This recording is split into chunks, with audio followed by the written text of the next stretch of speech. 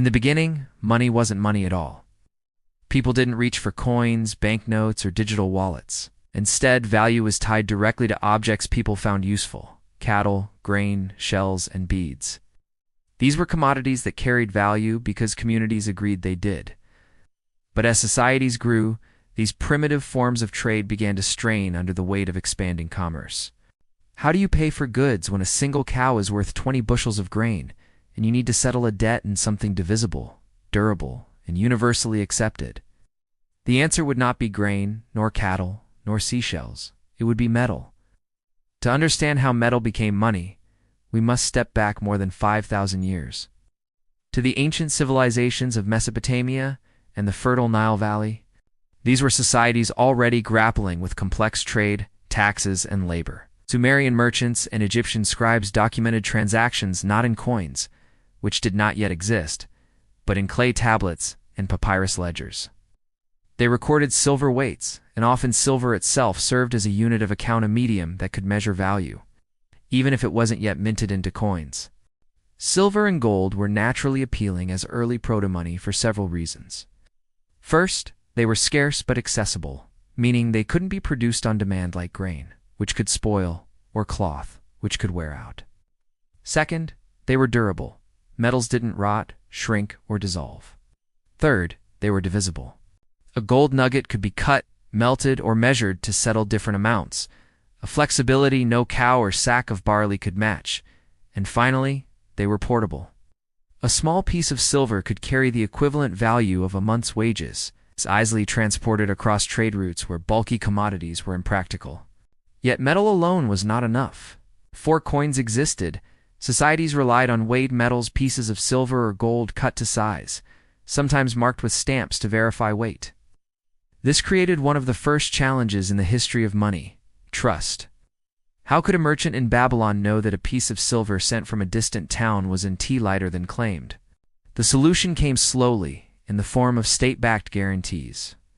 Governments began stamping metal with official symbols, often depicting rulers or deities, signaling authenticity and weight. This simple act transformed a raw piece of metal into an instrument of trust, a coin. The first true coins are generally credited to the Lydians, people who lived in what is now Western Turkey. Around the 7th century BCE, their coins were made of electrum, a naturally occurring alloy of gold and silver, and stamped with simple designs to verify authenticity. What made these coins revolutionary wasn't just that they were convenient. It was that they represented an abstraction of value. Citizens no longer had to carry bags of silver or weigh ingots for every transaction. They held a piece of standardized trust, backed by the authority of the state. From Lydia, coinage spread quickly across the ancient world. Greek city-states, for instance, adopted and refined the practice, creating beautifully minted silver coins that facilitated trade throughout the Mediterranean. Athens, in particular, minted the famous owl tetradrachms, which became a symbol of economic power, circulating widely beyond its borders. Meanwhile, in China, gold and bronze were used, but the principle remained the same. A metal that people trusted could be standardized, exchanged, and stored. But the adoption of metal as money was not just a technical solution. It was a reflection of deeper economic forces. Growing trade networks, urbanization, and the rise of empires demanded a medium that could handle complexity. Metal money allowed states to levy taxes in a standardized form, fund armies, and incentivize merchants. It enabled trade across borders and laid the foundation for credit systems. Even the simple act of minting coins illustrates an important principle of finance. The value of money depends as much on trust, authority, and stability as on the intrinsic value of the medium itself. Throughout history, the dynamics of metal money reveal fascinating patterns. One recurring challenge was debasement, the reduction of precious metal content in coins by rulers trying to stretch their resources. Roman emperors frequently reduced silver content, creating a short-term fiscal boost, but long-term inflation. This early lesson mirrors modern finance.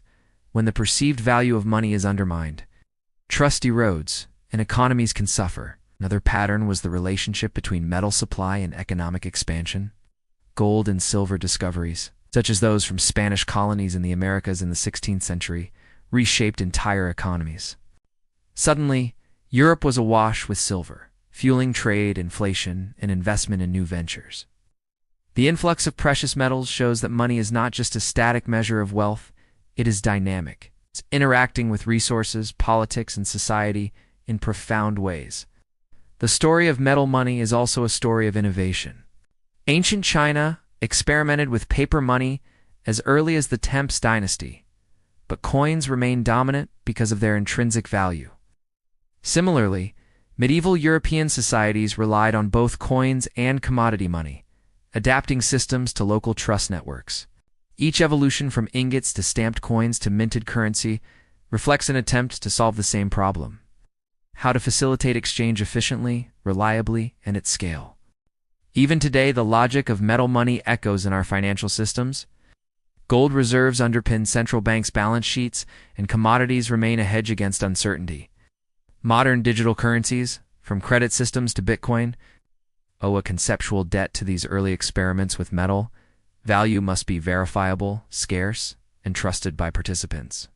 When you swipe a card or transfer funds online, the same fundamental principles that governed a Lydian coin or a Babylonian silver weight are at play. What makes the history of metal money particularly compelling is the human element, the constant negotiation of trust, scarcity, and authority. Leaders who minted coins knew they wielded a subtle form of power, shaping economies and influencing behavior. Merchants who accepted coins were participating in a network of shared belief, transforming raw metal into the lifeblood of trade.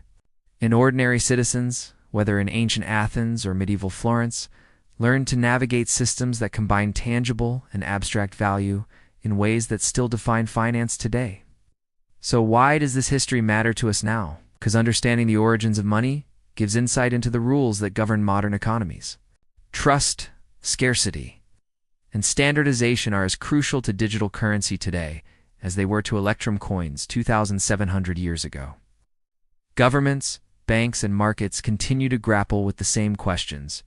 How do we create a reliable medium of exchange? How do we prevent fraud and debasement? How do we balance accessibility with authority? History offers lessons, warnings, and a deep appreciation for the systems we often take for granted. In the end, the journey from metal to money is a story of human ingenuity. It is a story of communities recognizing value, states enforcing trust, and societies creating tools to solve practical economic problems. Metal itself was inert, lifeless, and unremarkable, but in the hands of people who could agree on its worth, it became something extraordinary, a universal language of trade, wealth, and trust that transcended borders and generations. So the next time you hold a coin or glance at a banknote, remember this: it is not the metal or the paper alone that carries value. It is the shared belief, the systems of trust, and the centuries of financial experimentation behind it. From electrum coins in Lydia to digital transactions on your phone, money is at its core. A human invention, a reflection of our need to cooperate, exchange, and measure value in ways that endure. If you found this journey through history as fascinating as I do, make sure to hit the like button. Subscribe for more deep dives into the financial stories that shaped our world. And comment below with what part of money's history surprises you the most. Every coin, every note, every digital transaction has a story, and the more we understand it, the better we can navigate the economy of today.